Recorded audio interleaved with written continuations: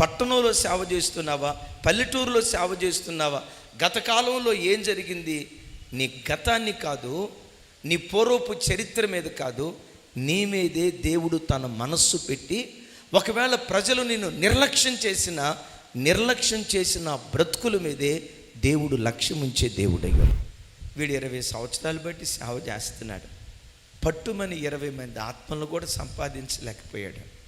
వీడికి అక్షర జ్ఞానం లేదు, వీడు తెలివి తక్కువవాడు, వీడికి చదువు సంధి లేదు, తెలుగు కూడా అంత స్పష్టంగా మాట్లాడలేడని మీరు బ్రతుకుతున్న ప్రాంతాల్లో ఒకవేళ మీ స్వకీయులే, మీ కుటుంబీకులే మిమ్మల్ని నిర్లక్ష్యం చేస్తే, ఒక శుభవార్త, నిర్లక్ష్యం చేయబడిన నీ సేవ మీదే దేవుడు లక్ష్యం ఉంచి రాబోయే దినాల్లో కొన్ని జాతులకు దీవెన కారణంగా దేవుడు నిలవబెట్టునుగాక.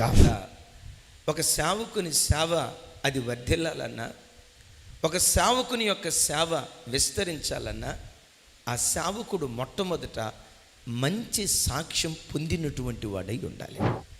ఆ దైవజనుడు ఉన్నాడే చాలా పవిత్రంగా బ్రతుకుతాడయ్యా, ఆ దైవజనుడు ఉన్నాడే చాలా ప్రార్థనాపరుడయ్యా, అల్లరి చిల్లరగా బ్రతికేవాడు కాదు, అల్లరి చిల్లరగా మాట్లాడేవాడు కాదు, తన శీలాన్ని జాగ్రత్తగా కాపాడుకుంటాడయ్యా. మందిరానికి వచ్చిన ఆడపిల్లలతో కానీ, మందిరానికి వచ్చిన మగబిడ్డలతో కానీ చాలా తన జీవితాన్ని కాపాడుకుంటూ పవిత్రంగా బ్రతుకుతాడయ్యా అని ఈ దైవజనుడు పవిత్రుడు అనే మంచి సాక్ష్యం కాపాడుకుంటూ బ్రతుకుతూ వస్తే ఆ మందిరానికి ప్రజలు ప్రవాహములాగా పరిగెత్తుకుంటూ రావటానికి దేవుడు కృప చూపిస్తాడు.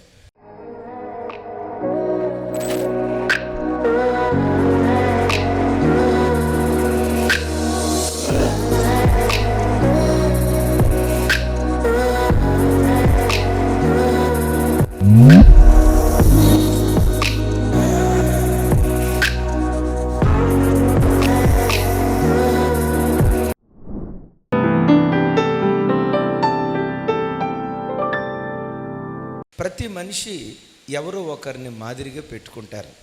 యవన బిడ్డలు ఉన్నారు, ఓ క్రికెటర్ని, ఒక సినీ యాక్టర్ని రోల్ మోడల్గా పెట్టుకుంటారు. వాళ్ళను మాదిరిగా పెట్టుకొని వాళ్ళను ఫాలో అవ్వాలని చూస్తారు. డెఫినెట్గా సేవకులు కూడా ఎవరో ఒకరిని మాదిరిగా పెట్టుకొని వాళ్ళని ఇమిటేట్ చేయటానికి, వాళ్ళలాగా మాట్లాడటానికి, వాళ్ళలాగా ప్రవర్తించడానికి, వాళ్ళలాగా డ్రెస్అప్ అవటానికి సహజంగా ప్రతి వ్యక్తి ఎవరో ఒకరిని ఇమిటేట్ చేస్తాడు. సేవకుడు ఎప్పుడూ కూడా అనుకరించేవాడిగా ఉండకూడదు, అనుసరించేవాడిగా ఉండాలి.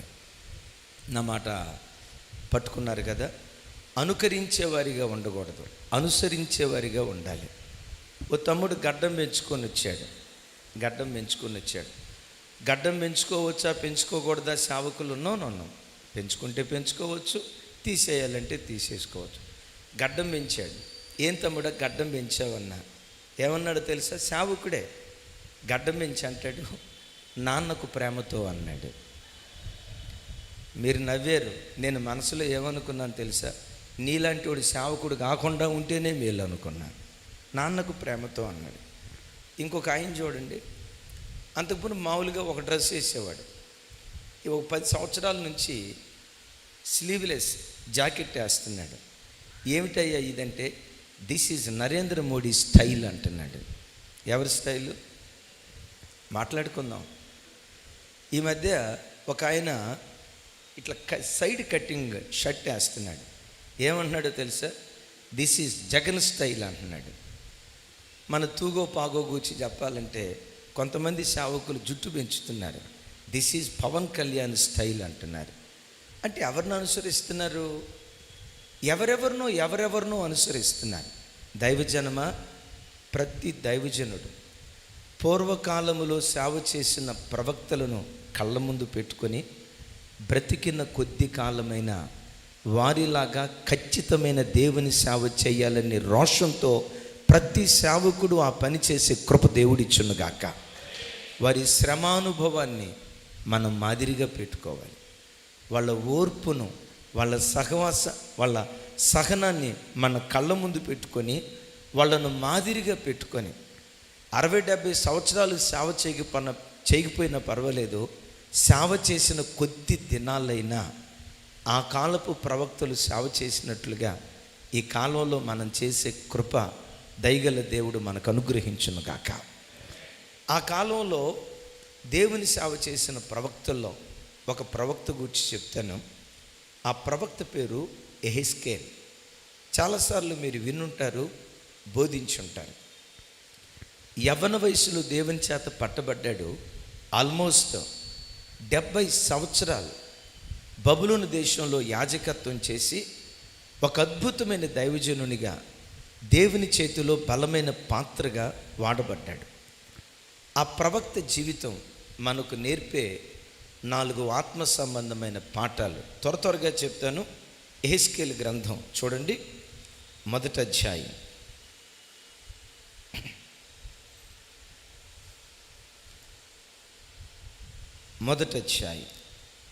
మొదటి 3 వచనాలు ఎవరైనా చదవండి దయతో.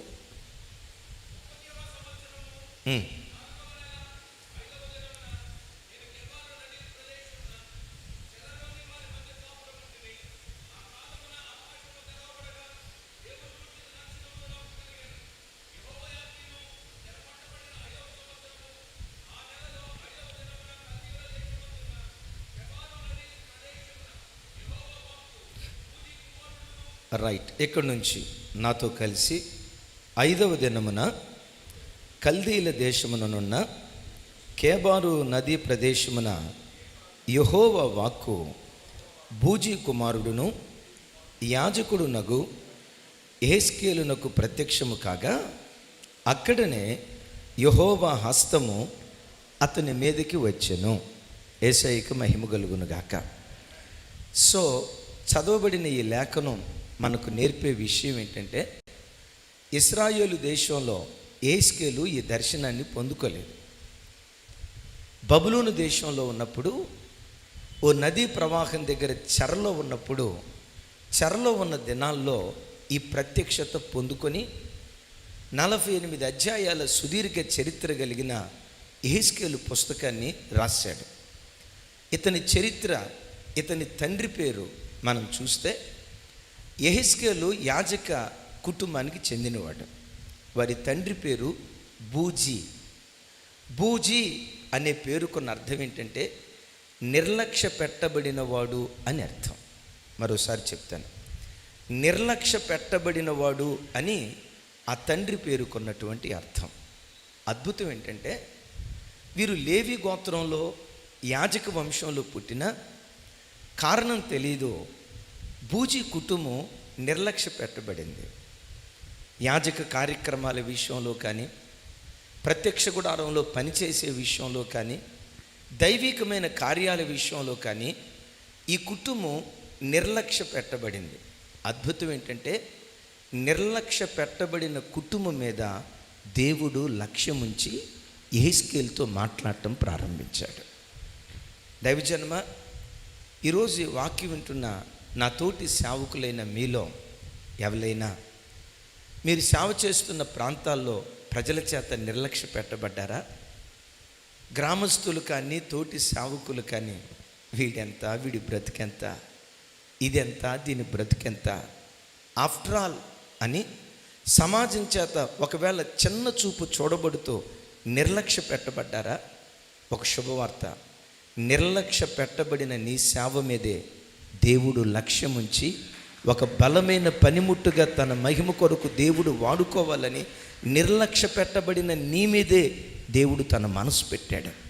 అయ్యా, నా మీద ఎవరూ లక్ష్య పెట్టట్లేదయ్యా, ఎందుకో ఎవరు చూసినా నన్ను చిన్న చూపు చూస్తున్నారు, హేళనగా మాట్లాడుతున్నారు, అవమానకరంగా మాట్లాడుతున్నారు, తృణీకారంగా మాట్లాడుతున్నారు. వాళ్ళు మాట్లాడటమే కాదయ్యా, నా పరిస్థితి కూడా అదే, ప్రజల చేత నేను చిన్న చూపు చూడబడ్డానయ్యా. నా తోటి సేవకులరా, మీలో ఎవరైనా అనుకుంటే నీవు ఆరాధించే నీ దేవుడు చిన్న వాటి మీదే మనస్సు పెట్టి, వాక్యం అంటుంది, ఆకాశమా ఆలకించు, భూమి చెవియొగ్గు, ఈ చిన్నవారిని పెంచి నేను పెద్దవారిగా చేసి ఉన్నాను అని మాట్లాడతాడు. చిన్నవాడిగా ఒకవేళ నువ్వు నిర్లక్ష్య పెట్టబడితే, ఆ చిన్న స్థితిలోనే దేవుడు నిన్ను వదిలిపెట్టక నీ మీదే దేవుడు తన మనస్సు నిలిపి నీ మీదే దేవుడు తన దృష్టి నిలిపి నిన్ను పెంచి భవిష్యత్తు కాలంలో కొన్ని తరాలకు ఆశీర్వాద కారణంగా దేవుడు మార్చునుగాక. మరోసారి చెప్దాం ఆమేన్. ఒక మాట చెప్తాను, నాతోటి దైవ సేవకులారా, దేవుడు ఒక వ్యక్తిని వాడుకునేటప్పుడు కాంట్రాక్ట్ పద్ధతిలో వీళ్ళని నేను వాడుకుంటా, వీళ్ళ కుటుంబాన్ని నేను వాడుకుంటా, వీళ్ళని తప్పితే మరి ఎవరిని వాడుకోను అని దేవుడు ఎప్పుడు ఒక కుటుంబంతో అగ్రిమెంట్ చేసుకోవడం. నేనంట, నీ బ్యాక్గ్రౌండ్తో దేవునికి సంబంధం లేదు.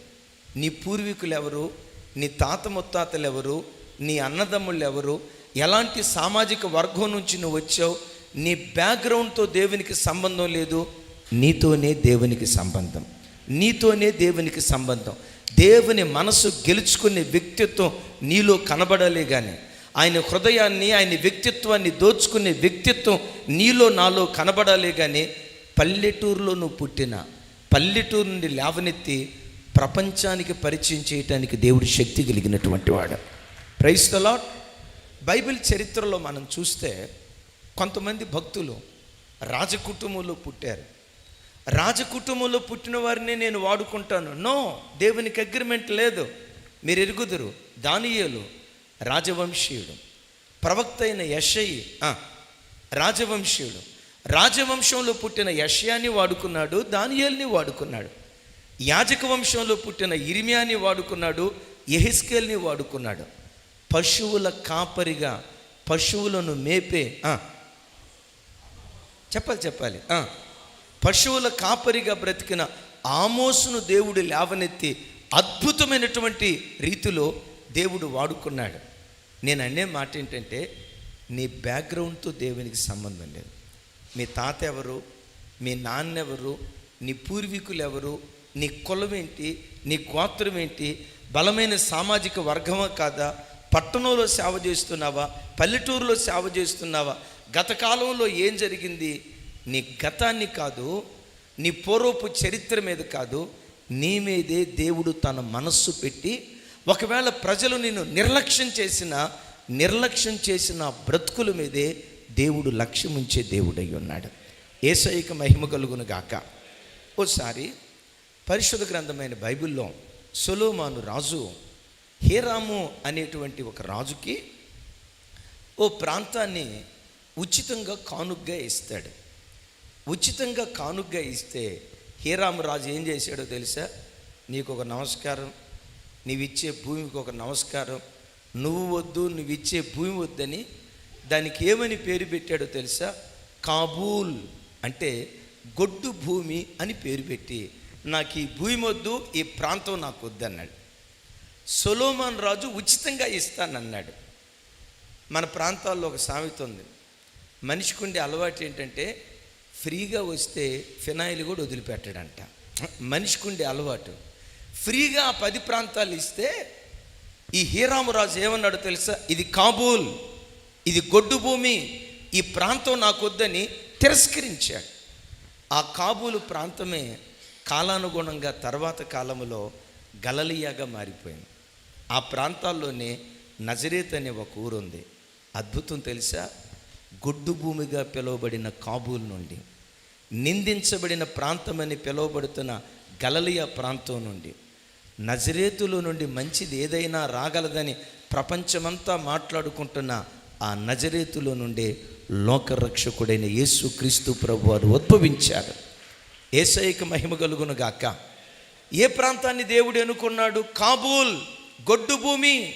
ఇది ఎందుకు పనికిరాదు, ఇది నిష్ప్రయోజనమైన భూమి, ఇది పనికిమాలిన భూమి అని ప్రజల చేత ఏ భూమి తృణీకరించబడిందో, తృణీకరించబడిన ఆ ప్రాంతాలనే మూలకు తలరాలుగా దేవుడు మార్చాడు. నా తోటి సేవకులారా, నా హృదయపు లోతులో నుంచి మాట చెప్తున్నాను. మీలో ఎవరైనా మీరు సేవ చేస్తున్న ప్రాంతాల్లో తృణీకరించబడిన స్థితిలో, వీడు 20 సంవత్సరాలు బట్టి సేవ చేస్తున్నాడు, పట్టుమని 20 మంది ఆత్మలను కూడా సంపాదించలేకపోయాడు, వీడికి అక్షర జ్ఞానం లేదు, వీడు తెలివి తక్కువవాడు, వీడికి చదువు సంధి లేదు, తెలుగు కూడా అంత స్పష్టంగా మాట్లాడలేడని మీరు బ్రతుకుతున్న ప్రాంతాల్లో ఒకవేళ మీ స్వకీయులే, మీ కుటుంబీకులే మిమ్మల్ని నిర్లక్ష్యం చేస్తే ఒక శుభవార్త, నిర్లక్ష్యం చేయబడిన నీ సేవ మీదే దేవుడు లక్ష్యం ఉంచి రాబోయే దినాల్లో కొన్ని జాతులకు దీవెన కారణంగా దేవుడు నిలవబెట్టును గాక. యేసయ్యకు చప్పలు కొడుతూ స్తోత్రాలు చెప్దాం. రైట్. తండ్రి నిర్లక్ష్య పెట్టబడిన యెహెజ్కేలు మీద దేవుడు లక్ష్యం ఉంచడానికి కొన్ని కారణాలు చెప్తాను. చూడండి, యెహెజ్కేలు గ్రంథం 4వ అధ్యాయం 14వ వచనం నేను చదువుతాను. నాతో కలిసి అందరి మాటలు చెప్పడానికి ప్రయత్నం చేయండి. 4వ అధ్యాయం 14వ వచనం నాతో కలిసి.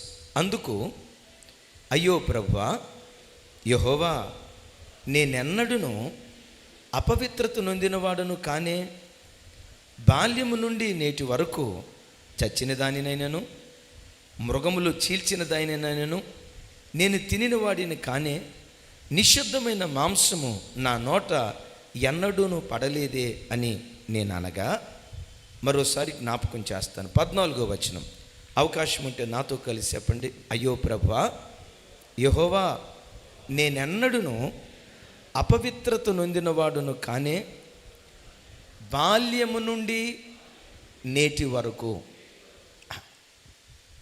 నాతోటి సేవకులారా, యెహెజ్కేలు దేవునితో మాట్లాడుతున్న మాట ఏమంటున్నాడు? అయ్యో ప్రభువా, నేనెన్నడూను అపవిత్రత నొందినవాడును కానే, బాల్యము నుండి టిల్ డేట్ నేటి వరకు నేనెన్నడూ అపవిత్రపరచబడలేదే. నేను ఎలా బ్రతికానో మీకు తెలీదా? బాల్యము నుండి నేటి వరకు నేనెన్నడూ అపవిత్రపరచబడలేదని సాక్షాత్తు దేవునితోనే ముఖాముఖిగా మాట్లాడుతున్నాడు. ఎప్పటి నుండి మాట్లాడుకుందాం? ఎప్పటి నుండి? ఇప్పటి వరకు, అంటే టిల్ డేట్, ఈరోజు వరకు నేనెన్నడూ అపవిత్రపరచబడలేదు అన్నాడు. నాతోటి అన్నలారా, నాతోటి అక్కలారా, తమ్ముళ్ళారా, చెల్లిళ్ళారా, ఎన్నో సంవత్సరాలు బట్టి మనం సేవ చేస్తున్నాం కదా. యెహెజ్కేలు అన్న మాట ఈరోజు నీవు అనగలవా? ఈరోజు నీవు అనగలవా? నేను సేవకు వచ్చి 20 సంవత్సరాలు అవుతుందయ్యా. సేవకు వచ్చిన ఆ రోజు నుంచి ఈ రోజు వరకు నా 20 సంవత్సరాల సేవా జీవితంలో నేనెన్నడూ అపవిత్రపరచబడలేదయ్యా. నేనెన్నడూ కాలు జారలేదయ్యా. నేనెన్నడూ అపవిత్రంగా ప్రవర్తించలేదయ్యా. నా వ్యక్తిత్వాన్ని కాపాడుకుంటూ, నా పవిత్రతను కాపాడుకుంటూ ఒక పవిత్రమైన సేవకుడిగా నీ సేవ నేను చేస్తూ వచ్చానయ్యాని. ఈరోజు వాక్యం వింటున్న సేవక, ఈ మాట నీవు అనగలవా? ఈ మాట నీవు అనగలవా? నేనెన్నడూ అపవిత్రపరచబడలేదు. నేనెక్కడ కాలు జారలేదు. ఏ అపవిత్రతకు నా బ్రతుకులో నేను చోటు ఇవ్వకుండా నన్ను కాపాడుకుంటూ బ్రతుకుతూ వచ్చానని ఈరోజు ఈ వాక్యం వింటున్న నీ బ్రతుకులో నీవు అనగలిగితే, నిర్లక్ష్య పెట్టబడిన నీ మీదే దేవుడు లక్ష్యముంచి యెహెజ్కేలును వాడుకున్నట్లుగా ఈ తరంలో దేవుడు నిన్ను వాడుకొనుగాక. చెబుదాం గట్టిగా ఆమెన్. నా తోటి సేవకులరా, ఒక సేవకుని సేవ అది వర్ధిల్లాలన్నా, ఒక సేవకుని యొక్క సేవ విస్తరించాలన్నా, ఆ సేవకుడు మొట్టమొదట మంచి సాక్ష్యం పొందినటువంటి వాడై ఉండాలి. ఆ దైవజనుడు ఉన్నాడే, చాలా పవిత్రంగా బ్రతుకుతాడయ్యా. ఆ దైవజనుడు ఉన్నాడే, చాలా ప్రార్థనాపరుడయ్యా. అల్లరి చిల్లరగా బ్రతికేవాడు కాదు, అల్లరి చిల్లరగా మాట్లాడేవాడు కాదు. తన శీలాన్ని జాగ్రత్తగా కాపాడుకుంటాడయ్యా. మందిరానికి వచ్చిన ఆడపిల్లలతో కానీ, మందిరానికి వచ్చిన మగబిడ్డలతో కానీ చాలా తన జీవితాన్ని కాపాడుకుంటూ పవిత్రంగా బ్రతుకుతాడయ్యా అని ఈ దైవజనుడు పవిత్రుడు అనే మంచి సాక్ష్యంను కాపాడుకుంటూ బ్రతుకుతూ వస్తే ఆ మందిరానికి ప్రజలు ప్రవాహములాగా పరిగెత్తుకుంటూ రావటానికి దేవుడు కృప చూపిస్తాడు. ఎందుకో తెలుసా? పవిత్రత ఎక్కడుంటుందో దేవుని ప్రభావం అక్కడ నిలిచి ఉంటుంది. మరోసారి ఈ మాట చెప్పంటారా? పవిత్రత ఎక్కడుంటుందో, పవిత్రత ఎక్కడుంటుందో దేవుని ప్రభావం ఆ స్థలములో నిలిచి ఉంటుందని వాక్యం ఘంటాపదంగా చెప్తుంది. నిజమే. షిలోహు మందిరాన్ని దేవుని ప్రభావం విడిచిపెట్టడానికి కారణం ఏంటి? ఏలీ కుమారులు చేసిన అపవిత్రమైన కార్యక్రమాలు కాదా? ఏలీ కుమారులు అపవిత్రంగా ప్రవర్తించడాన్ని బట్టి దేవుని మందిరములో ఉన్న దేవుని ప్రభావం మందిరాన్ని విడిచిపెట్టి పోలేదా? నాతోటి సేవకులరా, నిన్ను కట్టుకో. వెరీ నెక్స్ట్, దేవుడు నీకు ఇచ్చిన పిల్లలను జాగ్రత్తగా కట్టుకో. నిన్ను నీ కుటుంబాన్ని జాగ్రత్తగా కట్టుకోగలిగితే నీ మందిరమే దేవుని ప్రభావం చేత నింపబడి ప్రజలు ప్రవాహంలాగా మందిరానికి రావటానికి దేవుడు కృప చూపించునుగాక.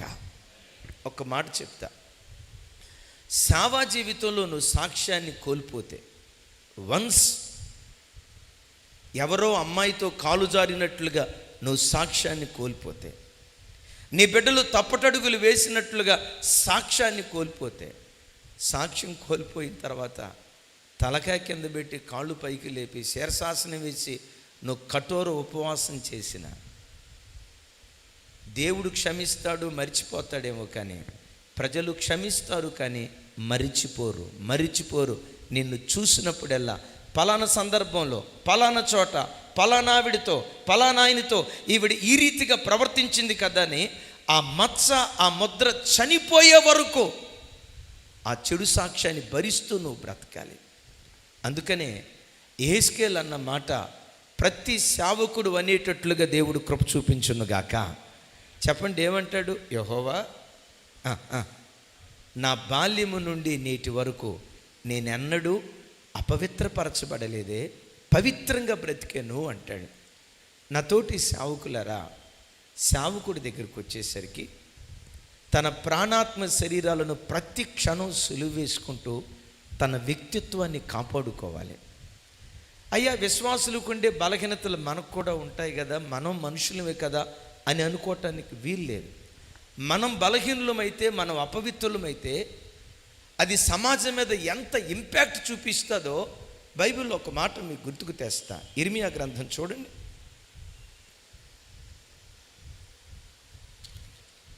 ఇర్మియా గ్రంథం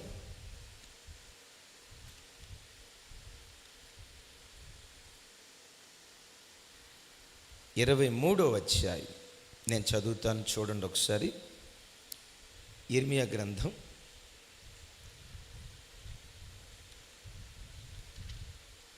23వ అధ్యాయం, 10, 11 వచనాలు, అలాగే 15వ వచనం నేను చదువుతాను.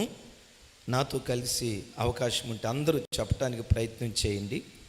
దేశము, అందరూ దేశము వ్యభిచారులతో నిండి ఉన్నది, జనుల నడవడి చెడ్డదాయను, వారి శౌర్యము అన్యాయమునకు ఉపయోగించుచున్నది గనుక శాపగ్రస్తమై దేశము దుఃఖపడుచున్నది, అడవి బీళ్ళు ఎండిపోయాను. 16వ వచనం కొంచెం పెద్దగా చెప్పండి.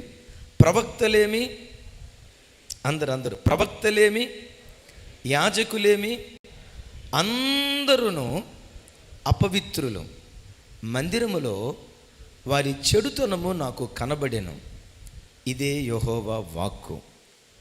15వ వచనం కూడా చదువుతాను. కావున సైన్యములకు అధిపతికి యెహోవా ఈ ప్రవక్తలను గూర్చి సెలవిచ్చున్నదేమనగా, యెరూషలేము ప్రవక్తల అపవిత్రత దేశమంతటా వ్యాపించింది. విన్నారా? ఈ 2 మాటలు ఓ రకంగా సేవకుల గుండెలను పిండేటువంటి మాటలు. దేవుడే ఈ మాట అంటాడు. ఏమంటాడో తెలుసా? యాజకులేమి, ప్రవక్తలేమి, అందరూ, యాజకులేమి, ప్రవక్తలేమి, అందరూ అపవిత్రులు, వారి చెడుతనము మందిరంలో నాకు కనపడుతుంది. దేవుడు ఆ కాలంలో ఇశ్రాయేలు దేశంలో ఉన్న ప్రవక్తలను గూర్చి, యాజకులను గూర్చి మాట్లాడుతున్నాడు. మిమ్మల్ని బాధ పెట్టాలి, నొప్పింప చేయాలని కాదు, కానీ ఆలోచింప చేయాలని ఈ మాట అంటారు. ఆ రోజుల్లో ఆ ప్రవక్తలను గూర్చి దేవుడు అన్నట్లుగా ఒకవేళ ఈరోజు సేవ చేస్తున్న మనలను గూర్చి కూడా దేవుడు అదే మాట అంటాడేమో. ఒకసారి ఆలోచించండి. ఏమంటున్నాడు? యాజకులేమి, ప్రవక్తలేమి, అందరూ ఎవరెవరు? అందరూ అపవిత్రులు, వారి చెడుతనము నా మందిరంలో కనపడుతుంది అంటాడు. నాతోటి సేవక, ఈరోజు నిన్ను గూర్చి దేవుడు సాక్ష్యం ఇచ్చేటప్పుడు, అమలాపురంలో సేవ చేస్తున్న ఈ నా సేవకుడు పవిత్రంగా బ్రతుకుతూ సేవ చేస్తున్నాడయ్యా. శరీరపు క్రియలను సిలువేస్తూ సేవ చేస్తున్నాడయ్యా. ఎక్కడ కాలు జారకుండా, త్రుట్టెలకుండా ఒక పవిత్రమైన సేవ చేస్తున్నాడయ్యా అని దేవుడు నిన్ను గూర్చి ఈ మాట అనగలిగితే నిజంగా నువ్వు ధన్యుడివి, ధన్యుడివి, ధన్యుడివి. కానీ ఆ కాలంలో ఉన్న సేవకుల గురించి దేవుడు అంటున్న మాట, యాజకులేమి, ప్రవక్తలేమి, అందరూ అపవిత్రులు అంటాడు. కొంచెం ఇబ్బంది అనిపించినా, ఒకవేళ ఈ స్థలంలో కూర్చున్న మనందరిని గురించి దేవుడు మాట్లాడాలి చూస్తే, ఫుల్ ఫీట్ మీద నిలబడి వాక్యం చెప్తున్న జెర్మీ అనే ఈ సేవకుడు, వాడి పైకి వైట్ డ్రెస్ వేసుకున్నాడు. కానీ సేవకులు పైకి వైట్ డ్రెస్ వేసుకున్నారు, కానీ ఇక్కడ కూర్చున్న సేవకులందరూ ఒకవేళ ఈ మాట మనలను గూర్చి దేవుడు అంటాడేమో, నేను కోరుకున్న పవిత్రత నా సేవకుల్లో చూడలేకపోతున్నాను, ఒకవేళ ఆ మాట అంటాడేమో. సేవకులరా, యెహెజ్కేలు మాట్లాడుతున్న మాట, బాల్యము నుండి నేటి వరకు నేనెన్నడూ అపవిత్రపరచబడలేదని ఆ భక్తుడు మాట్లాడిన మాట మనందరి నోట దేవుడు ఉంచునుగాక. చెప్దాం గట్టిగా ఆమేన్. అయితే సేవకులరా, యెరూషలేము పట్టణాన్ని గురించి దేవుడు ఇక్కడ ఏమంటాడంటే, యెరూషలేము ప్రవక్తల అపవిత్రత దేశమంతా వ్యాపించింది అంటాడు. ఒకసారి నాతో కలిసి మాట అంటారా? యెరూషలేము ప్రవక్తల అపవిత్రత దేశమంతా వ్యాపించెను. ఏది వ్యాపించిందట? యెరూషలేము ప్రవక్తల అపవిత్రత దేశమంతా వ్యాపించిందట. నేను ఎరుగుతా, నాతోటి సేవకులరా, అమలాపురం ప్రాంతంలో కన్నీటి ప్రార్థనాపరుడైన దైవ సేవకుడు ఒక్కడుంటే, ఆ దైవ సేవకుడి మీద ఉన్న కన్నీటి ప్రార్థన అమలాపురంలో ఉన్న క్రైస్తవ సంఘాలన్నిటి మీద వ్యాపించటానికి దేవుడు కృప చూపిస్తాడు. నేను నమ్ముతా, ఒక సేవకుడి మీద ఏ ఆత్మ ఉంటుందో, ఒక సేవకుడి మీద ఏ ఆత్మ పరిపాలన చేస్తుందో, సేమ్ స్పిరిట్ విశ్వాసుల మీద కూడా పనిచేయటం ప్రారంభిస్తుంది. దైవజనుడు కన్నీటి ప్రార్థనాపరుడైతే, దైవజనుడు మొరపెట్టేవాడైతే, ప్రసవేదన పడుతూ ప్రార్థించేవాడైతే, ఆ సంఘానికి వచ్చే ప్రజలు కూడా కన్నీటి ప్రార్థనా పరులుగా మార్చబట్టడానికి దేవుడు కృప చూపిస్తాడు. ఇక్కడ ఏమంటాడు? యెరూషలేము ప్రవక్తల అపవిత్రత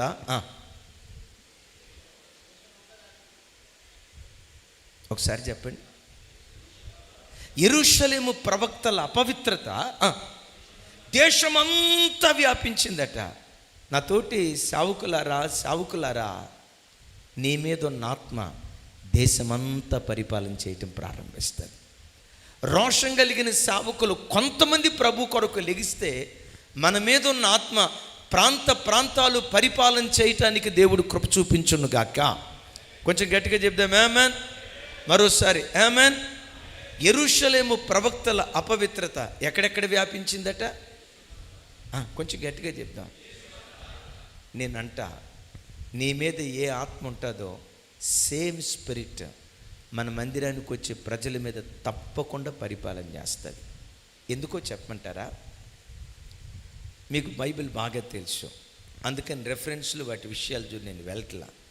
మన విశ్వాసులు మన దగ్గర ప్రార్థన చేయించుకోవడానికి వస్తారు కదా, వాళ్ళ తలల మీద చేతులు పెడతాం కదా, మన మీద ఏ ఆత్మ ఉంటుందో ఆ ఆత్మ వాళ్ళ మీద ట్రాన్స్ఫర్ అయిపోద్ది. పవిత్రమైన మనస్సుని నేలుబడి చేస్తే నీ సంఘానికి వచ్చే యవ్వన బిడ్డలు కూడా పవిత్రంగా బ్రతకటానికి దేవుడు కృప చూపిస్తాడు. నీ మీద ఉన్న ఆత్మ వాళ్ళ మీద వ్యాపిస్తుంది, వాళ్ళ మీద పనిచేయటం ప్రారంభిస్తుంది. వాళ్ళలో క్రియాత్మకంగా పనిచేసి మనం ఎట్టివారిమో మన సంఘ బిడ్డలు కూడా అట్టివారిగా మార్చబట్టడానికి దేవుడు విశేష కృప చూపించునుగాక. మెట్టుకో. నిర్లక్ష్య పెట్టబడిన ఈ కుటుంబం మీద దేవుడు లక్ష్య పెట్టడానికి కారణం ఏంటో తెలుసా? ఆ కుటుంబంలో నుంచి ఒక పవిత్రమైన వ్యక్తి బయలుదేరాడు. నిర్లక్ష్య పెట్టబడిన ఆ కుటుంబం మీద దేవుడు లక్ష్యం ఉంచాడు. నీ చుట్టూతో ఉన్న వాళ్ళు ఎలా బ్రతికినా ఈ తరపు యెహెజ్కేలులాగా నీ ఇంటిలో నుంచి నువ్వు బయలుదేరు, నీ పట్టణంలో నుంచి నువ్వు బయలుదేరు. నీ మీదే దేవుడు తన లక్ష్యముంచి ఆ కాలములో ఆ ప్రవక్తను వాడుకున్నట్లుగా ఈ తరములో నిన్ను నన్ను కృపగల దేవుడు వాడుకొనుగాక.